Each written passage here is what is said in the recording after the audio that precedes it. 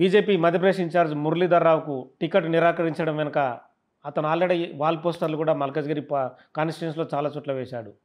మల్కా Komaraiah. So ముఖ్యంగా మురళీధర్ రావుని పక్కన పెట్టడానికి కారణాలు ఏం చూపిస్తారు? మురళీధర్ రావుని ఒక్కరే అనే విషయం కాదు అక్కడ.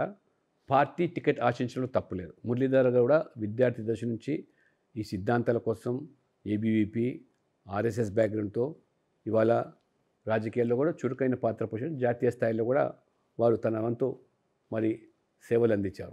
పార్టీ ఎన్నికల ప్రక్రియలోకి వచ్చినప్పుడు అన్ని కోణాల నుంచి ఆలోచన చేసి ఒక సమిష్టి నిర్ణయంతో జరుగుతుంది. వీరిని పక్కన పెట్టి వారిని పక్కన పెట్టి అంత మాత్రాన ఇప్పుడు నేను కూడా గతంలో అనేక సందర్భాల్లో పోటీ చేశాను.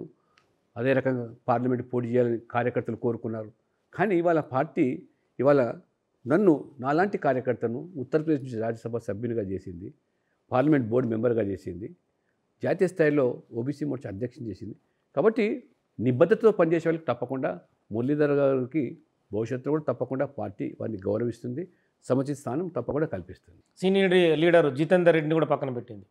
పక్కన పెట్టడం కాదు, ఇద్దరు పోటీ పడుతున్నప్పుడు అందులో బేరీజు వేసుకొని ఒకరికి అవకాశం కల్పిస్తారు. రెండో వారు దాన్ని పక్కన పెట్టింది అనడానికి వీల్లేదు. మొన్న అసెంబ్లీ ఎన్నికలప్పుడు జితేందర్ రెడ్డి కుమారుడికి ఎమ్మెల్యే టికెట్ ఇచ్చాము మహబూబ్నగర్లో.